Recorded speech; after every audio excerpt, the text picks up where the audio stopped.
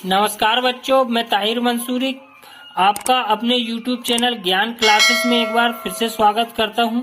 आज हम अपनी सीरीज में प्रश्न बैंक जो कि MP बोर्ड द्वारा जारी की गई है और अधिकतम संभावना यही है कि पूरे सवाल और प्रश्न इन्हीं से आएंगे वार्षिक परीक्षा में। तो हम अपनी वीडियो में आज लेखा शास्त्र को लेकर आए हैं, जिसमें लेखांकन समीकरण के सवाल जो कि उम्मीद है सबसे ज्यादा आने की, वो इसी में से आएंगे। तो आइए शुरू करते हैं अपने वीडियो को। तो यहाँ पर हम बता दें कि इकाई 3 और इसके पहले इकाई 2 और इकाई 1 जो है वो थ्योरिकल है।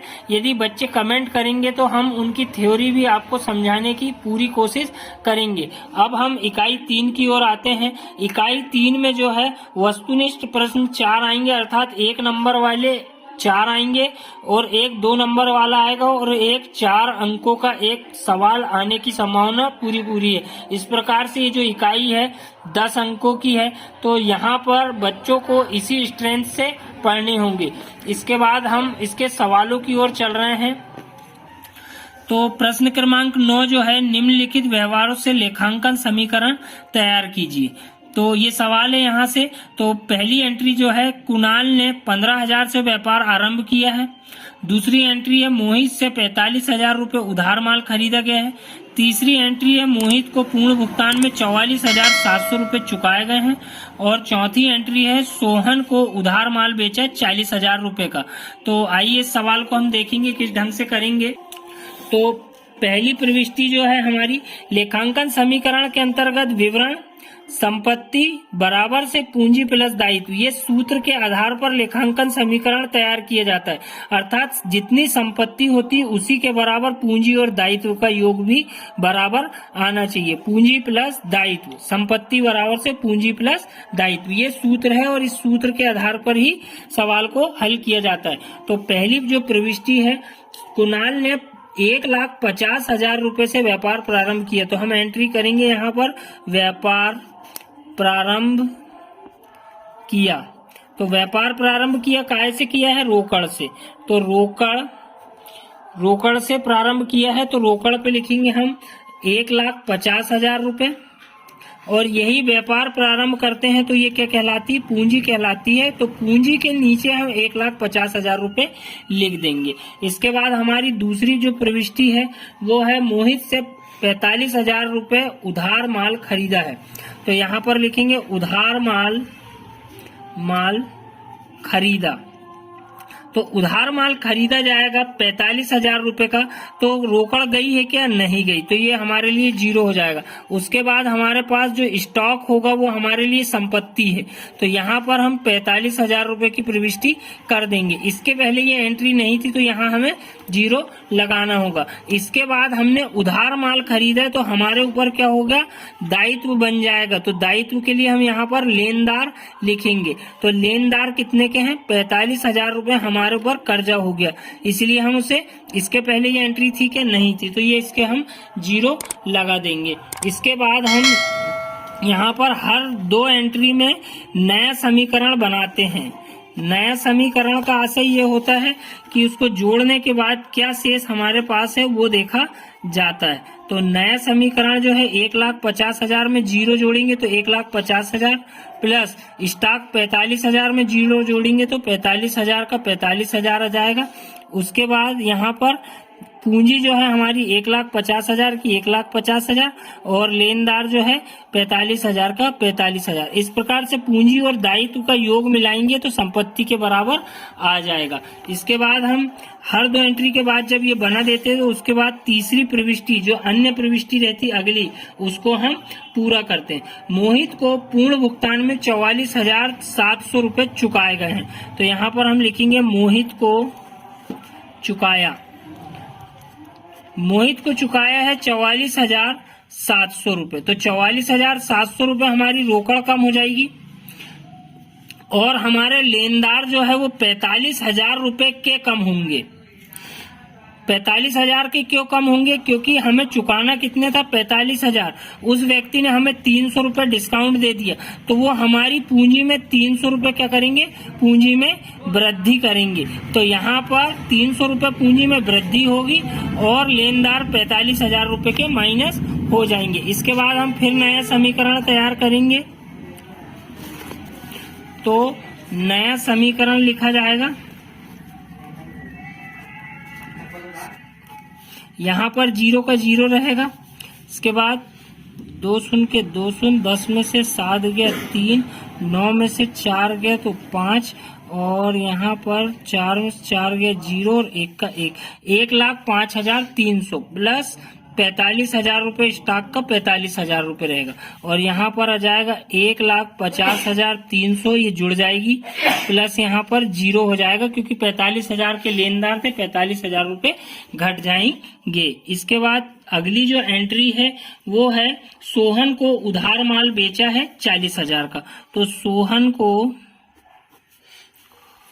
माल बेचा, तो यहाँ पर सोहन को उधार माल बेचा है तो पैसा आया क्या? नहीं आया, तो यहाँ पे 0 लग जाएगा। लेकिन आपका माल कम हो गया है। कितने रुपए का माल कम हो गया है? 40,000 रुपए का माल जो है आपने उधार बेच दिए, तो आपके पास से जो स्टॉक था उसमें 40,000 रुपए कम हो गए। लेकिन आपने जब उधार बेचा है तो वो आपके क्या हो जाएंगे? देनदार, क्योंकि वो आपको बाद में पैसा चुकाएगा। कितने में बेचा है? 40,000 रुपए में। तो यहाँ पर इसके पहले ये एंट्री थी क्या? नहीं थी, तो 0 लग जाएगा। तो यहाँ पर पूंजी में किसी प्रकार की कमी या वृद्धि हुई क्या? नहीं हुई, और ना ही लेनदार कुछ बचे हैं। अब यहाँ पर हम केवल इसको नया समीकरण बनाकर तैयार कर देंगे, यही हमारा आंसर आ जाएगा। तो नए समीकरण के अंतर्गत 1,05,300 का 300 प्लस 45,000 में से 40,000 जाएंगे तो 5,000 रुपये बचेंगे। देनदार हमारे 40,000 के रहेंगे, और यहाँ पर 1,50,300 रुपये हमारी पूंजी रहेगी, प्लस दायित्व जो है लेनदार वो 0 हो जाएगा। इस प्रकार से हम दोनों पक्षों का योग लगाएंगे तो ये भी 1,50,300 ही आएगा। 45 और 5 50, 1,50,300 रुपये संपत्ति होगी और दायित्व भी का भी योग 1,50,300 आएगा। तो उम्मीद करता हूँ आपको सवाल समझ में आ गया होगा। इसके बाद हम अगले सवाल की ओर चलते हैं, है ना। इसके बाद प्रश्न क्रमांक 10 है, निम्न व्यवहारों के आधार पर लेखांकन समीकरण बनाइए। सुशांत ने 80,000 रुपये नगद व 70,000 रुपये के माल से व्यापार प्रारंभ किया है। बैंक में 50,000 रुपये जमा किए हैं और उदित से 10,000 का माल उधार माल खरीदा है।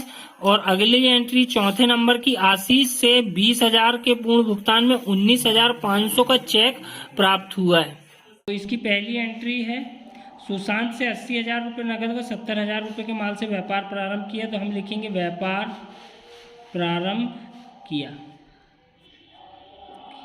तो यहाँ पर रोकड़ जो है हमारी वो आएगी 80,000 रुपये प्लस 70,000 रुपये का माल अर्थात स्टॉक। तो यहाँ पर 70,000 रुपये हमारे पास स्टॉक होगा, ये दोनों मिलके हमारी पूंजी कहलाएगी 1,50,000 रुपये की। दूसरी एंट्री है, बैंक में जमा किया। बैंक में जमा किया, तो बैंक में जमा किया तो रोकड़ कम होगी हमारी 50,000 रुपये। स्टॉक में कोई वृद्धि नहीं, लेकिन बैंक एक अलग संपत्ति, तो बैंक में हमारे पास 50,000 रुपये जमा होगा, तो बैंक में 50,000 रुपये जाएगा प्लस 0। तो यहाँ पर पूंजी में किसी प्रकार कमी वृद्धि नहीं, तो ये यहाँ पर 0 का 0। इसके बाद हर दो एंट्री में नया समीकरण बनाया जाता है। तो समीकरण में 80,000 में 50,000 गया तो 30,000 रुपये हमारे पास रोकड़ बची, प्लस 70,000 में 0 स्टॉक जोड़े तो 70,000 का 70,000 प्लस 50,000 का 50,000 जो हमारे पास बैंक में। यहाँ पर जो टोटल आएगा वो 1,50,000 रुपये पूंजी के रूप में होगा। तो 7 3 10 और 5 15, 1,50,000 रुपये। अगली जो एंट्री है हमारे पास, उदित से 10,000 का माल उधार खरीदा है, तो उधार माल क्रय, उधार माल खरीदा।